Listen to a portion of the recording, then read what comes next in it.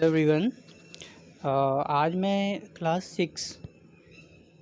Six की chapter number 5 के कुछ इम्पोर्टेंट हाईलाइट नोट्स लेकर आया हूँ ताकि आपको ज़्यादा मेहनत करने की ज़रूरत ना पड़े। तो बिना कुछ देरी किए हुए मैं स्टार्ट करता हूँ हाईलाइटर। जैसा कि यहाँ दे रखा है कि कुछ लोग शासक कैसे बने, राइट।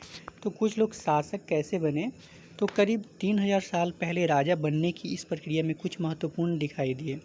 कुछ लोग बड़े बड़े यज्ञों को आयोजित कर राजा के रूप में प्रतिष्ठित हो गए। अश्वमेध यज्ञ एक ऐसा ही आयोजन था, इसमें एक घोड़े को राजा के लोगों की देख रेख में स्वतंत्र विचलन के लिए छोड़ दिया जाता था।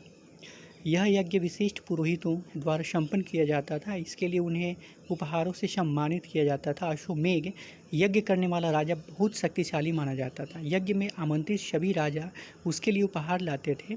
इन सभी आयोजनों में राजा का मुख्य स्थान होता था। उसे राज सिंहासन या बाघ की खाल के एक विशेष आसन पर बिठाया जाता था। युद्ध क्षेत्र में राजा का सारथी ही उसका सहचर होता था। यज्ञ के अवसर पर वह राजा की विजयों तथा अन्य गुणों का गान करता था। राजा के सगे संबंधी, खासकर उसकी रानियों तथा पुत्रों को भी कई छोटे छोटे अनुष्ठान करने होते थे। राजा के ऊपर पुरोहित पवित्र जल की छिड़काव के साथ साथ अन्य कई अनुष्ठान करता था। विश्व अथवा वैश्य जैसे सामान्य लोग उपहार लाते थे जिन्हें पुरोहित शूद्र मानते थे। उन्हें कई अनुष्ठानों में शामिल नहीं किया जाता था। यहाँ दे रखा है कि जनपद महायज्ञों को करने वाला राजा अब जन के राजा ना होकर जनपदों के राजा माने जाने लगे। जनपद का शाब्दिक अर्थ जन के बसने की जगह होता है। पुरातत्वविदों ने इन जनपदों की कई बस्तियों की खुदाई की है। दिल्ली में पुराना किला, उत्तर प्रदेश में मेरठ के पास हसीनापुर और एटा के पास अंतरजिखेरा इनमें प्रमुख हैं। वे चावल, गेहूं, धान, जौ आदि, गन्ना, ठीक है, तिल तथा सरसों जैसी फसलें उगाते थे। लोग मिट्टी के बर्तन भी बनाते थे। इनमें कुछ धूसर और कुछ लाल रंग के होते थे। इन पुरा स्थलों में कुछ विशेष प्रकार के बर्तन मिले हैं जिन्हें चित्रित धूसर पात्र के रूप में जाना जाता है। महाजनपद यानी कि करीब 2500 साल पहले कुछ जनपद अधिक महत्वपूर्ण हो गए। इन्हें महाजनपद कहा जाने लगा। अधिकतर महाजनपदों की एक राजधानी होती थी। कई राजधानियों में किलेबंदी की गई थी, अर्थात इनके चारों ओर लकड़ी, ईंट या पत्थर की ऊंची दीवारें बनाई गई थी। कुछ राजा अपनी राजधानी के चारों ओर विशाल, ऊंची और प्रभावशाली दीवार खड़ी कर अपनी समृद्धि और शक्ति का प्रदर्शन भी करते थे। इस तरह की विशाल दीवार बनाने के लिए व्यापक योजना की आवश्यकता थी और लाखों की संख्या में ईंटों तथा पत्थरों का इंतजाम करना पड़ता था। हजारों स्त्री, पुरुष तथा बच्चों ने इसके लिए अथक परिश्रम किया होगा। अब कह रहा है कि कर मतलब टैक्स होता है, आय। महाजनपदों के राजा विशाल किले बनवाते थे और बड़ी सेना रखते थे, इसलिए उन्हें प्रचुर संसाधनों की आवश्यकता होती थी। इसके लिए उन्हें कर्मचारियों की भी आवश्यकता होती थी। फसलों पर लगाए गए कर सबसे महत्वपूर्ण थे क्योंकि अधिकांश लोग कृषक ही थे, ठीक है।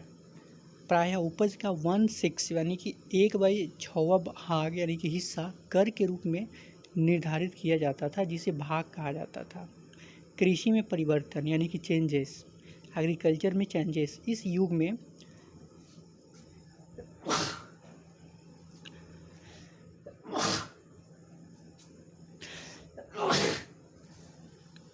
में कृषि के क्षेत्र में दो बड़े परिवर्तन हैं।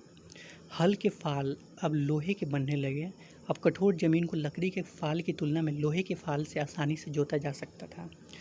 अब पहले की तुलना में बहुत ज़्यादा पौधे जीवित रह जाते थे, इसलिए पैदावार भी ज़्यादा होने लगी। सूक्ष्म निरीक्षण या मगध, लगभग 200 सालों के भीतर मगध सबसे महत्वपूर्ण जनपद बन गया। गंगा और सोन जैसी नदियाँ मगध से होकर बहती थीं। मगध में दो बहुत ही शक्तिशाली शासक, बिंबिसार तथा अजातशत्रु, ठीक है, हुए। उन या अन्य जनपदों को जीतने के लिए ये हर संभव साधन अपनाते थे। महापद्मनंद एक और महत्वपूर्ण शासक थे। बिहार में राजगृह यानी कि आधुनिक राजगीर कई सालों तक मगध की राजधानी बनी रही। बाद में पाटलिपुत्र यानी कि आज का पटना को राजधानी बनाया गया। 2300 साल से भी पहले की बात है। मेसिडोनिया का राजा सिकंदर विश्व विजय करना चाहता था। पूरी तरह सफल न होने पर भी वह मिस्र और पश्चिमी एशिया के कुछ राज्यों को जीतता हुआ भारतीय उपमहाद्वीप में ब्यास नदी के किनारे तक पहुंच गया। वे इस बात से भयभीत थे कि भारत के शासकों के पास पैदल रथ और हाथियों की बहुत बड़ी सेना थी। वज्जी, जैसा कि तुमने ऊपर पढ़ा, मगध एक शक्तिशाली राज्य बन गया था। उसके नज़दीक ही वज्जी राज्य था, जिसकी राजधानी वैशाली यानी कि बिहार थी। यहाँ एक अलग किस्म की शासन व्यवस्था थी, जिसे गण या संघ कहते थे। गण या संघ में कई शासक होते थे। कभी कभी लोग एक साथ शासन करते थे, जिसमें से प्रत्येक व्यक्ति राजा कहलाता था।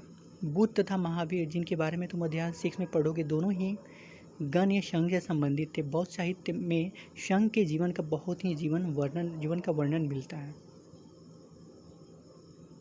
अब इसमें दे रखा है कि लगभग 2500 साल पहले एथेंस के लोगों ने एक शासन व्यवस्था की स्थापना की, जिसे प्रजातंत्र या गणतंत्र कहते हैं। यह व्यवस्था लगभग 200 सालों तक चली। इसमें 30 साल से ऊपर के उन सभी पुरुषों को पूर्ण नागरिकता प्राप्त थी जो दास नहीं थे। वहाँ एक सभा थी जो महत्वपूर्ण विषयों पर साल भर में काम से 40 बार बुलाई जाती थी। ठीक है, आई होप कि आपको ये सारे हाइलाइटर समझ में आया। लास्ट में जो तिथियां हैं, इंपॉर्टेंट तिथियां यहाँ दे रखा है आपको। इम्पॉर्टेंट तिथि जो है ना आपको दे रखा है यहाँ पे। ठीक है, इम्पॉर्टेंट तिथि जो है ना, ये वाला पॉइंट है आपको दे रखा है आपको। ठीक है, कौन सा पॉइंट? ये वाला पॉइंट जो है आपको दे रखा है, राइट। तो आई होप कि आपको ये सारी चीज़ें समझ में आ गई होगी, हाइलाइटर वगैरह। अगर आप इस चैनल पे नए हो तो प्लीज़ इस चैनल को सब्सक्राइब कर लेना, बिकॉज आने वाले जो भी वीडियोस है CBSE पैटर्न से 6 से 12 के बीच में सारे बुक के फिजिक्स, केमिस्ट्री, बायोलॉजी, ठीक है, हिस्ट्री, जियोग्राफी, पॉलिटी, है ना, तो इन सभी विषयों की MCQ, हाइलाइटेड नोट्स एंड सारे सब्जेक्ट की सॉल्यूशन मिलेगी आपको इस चैनल पे, राइट। तो आपके जो भी दोस्त फ्रेंड सर्कल में होंगे सभी को इस वीडियो को शेयर कर ले, ठीक है, ताकि आपको आने वाला टाइम में हेल्प मिले, ज़रूरत। ठीक है, थैंक यू वेरी मच।